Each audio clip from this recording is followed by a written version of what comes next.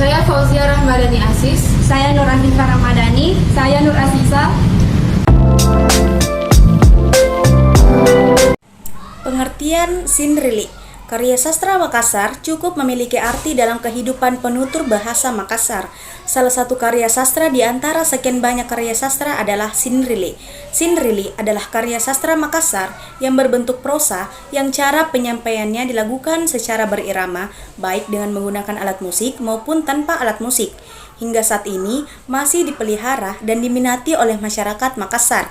Meskipun karya sastra ini masih diminati oleh masyarakat, namun orang yang dapat melakukannya atau membacakannya sudah sangat terbatas. Oleh karena itu, karya sastra jenis ini perlu mendapat pembinaan agar tetap lestari. Sinrilik sebagai salah satu bentuk sastra lisan sangat terkait dengan hal-hal. Yang pertama, pencerita dengan penceritaan. Yang kedua, kesampaian bercerita. Yang ketiga, tujuan bercerita. Keempat, hubungan cerita dengan lingkungannya. Kelima, jenis cerita yang disampaikannya. Dan keenam, pendengar menurut Bantang seorang pasinrilik harus menguasai beberapa hal, yaitu yang pertama, pandai berbahasa Makassar. Kedua, kaya paruntukana. Yang ketiga, kaya kelong. Keempat, menguasai dialek bahasa Makassar. Yang kelima, menguasai banyak rapang dan papasang. Yang keenam, mampu mengapresiasikan dan menyatu dengan alam. Pada acara-acara tertentu, Sinrilik dipentaskan oleh seorang seniman yang selain menguasai sastra Sinrilik juga mampu menggesek kesok-kesok atau sejenis instrumen musik gesek. Orang yang mementaskan Sinrilik ini disebut orang pakesok-kesok. Jenis-jenis Sinrilik. Berdasarkan isi dan cara melakukannya, Sinrilik dibagi atas dua macam, yaitu Sinrilik pakesok-kesok dan Sinrilik bositimurung. Sinrilik pakesok-kesok adalah Sinrilik yang dilakukan iringan kesok-kesok atau rebab. Isinya melukiskan tentang sejarah perjuangan dan kepahlawanan seorang tokoh. Bunyi kesok-kesok sejenis alat musik gesek yang mengiringi pakesok-kesok atau pasinrilik.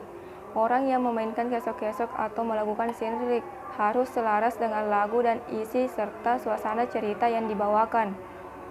Adapun naskah sinrilik yang dapat diiringi dengan kesok-kesok antara lain Sinrilik Kapalak Talumbatua, Sinrilik Imak Didaeng, Rimaka, dan lain-lain.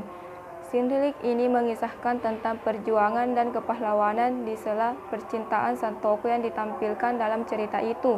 Jenis sastra ini sangat menarik apabila dikreasikan menjadi sastra pertunjukan. Sastra bositimurung adalah sinrilik yang dilakukan tanpa diiringi alat musik kesok-kesok dan biasanya dilantungkan pada tempat yang sunyi dikala orang yang berada di sekelilingnya sedang tidur nyenyak. Sinrilik bositimurung pada dasarnya berisi hal-hal sebagai berikut. Yang pertama, pujaan yang menggambarkan kecantikan seorang gadis dengan membandingkan keadaan sekelilingnya. Yang kedua, merindukan kekasih yang menggambarkan kerinduan seorang perjaka terhadap gadis yang dicintainya. Yang ketiga, beribah hati yang menggambarkan seorang yang sial atas segala usahanya sehingga menjadi sengsara. Yang keempat, kesedihan yang menggambarkan kesedihan seorang istri yang ditinggal oleh suaminya. Selain itu, Sinrilik bositimurung dapat pula dijadikan sebagai pelajaran atau nasihat yang berharga bagi orang yang menyimaknya, karena isinya menceritakan tentang ganjaran perbuatan yang baik dan siksaan terhadap perbuatan jelek di akhirat kelak. Sinrilik yang mengisahkan tentang hal-hal seperti ini biasanya dilantungkan pada saat kedudukan atau kematian sehingga dapat pula dijadikan sebagai hiburan bagi orang yang ditinggalkan. Acara tersebut biasa disebut amaca kitak yang pelaksanaannya dilakukan setelah tadarus Al-Quran. Contoh sinrilik pakesok-kesok. Sinrilik pakesok-kesok nampak misoleng karapa na tak bendrom binak baku kesok-kesok na tak pasela kimatangku. Baru saja ia bersila terpukullah jantungku. Kesok-kesoknya membuatku tak dapat tertidur. Contoh Sinrilik bositimurung.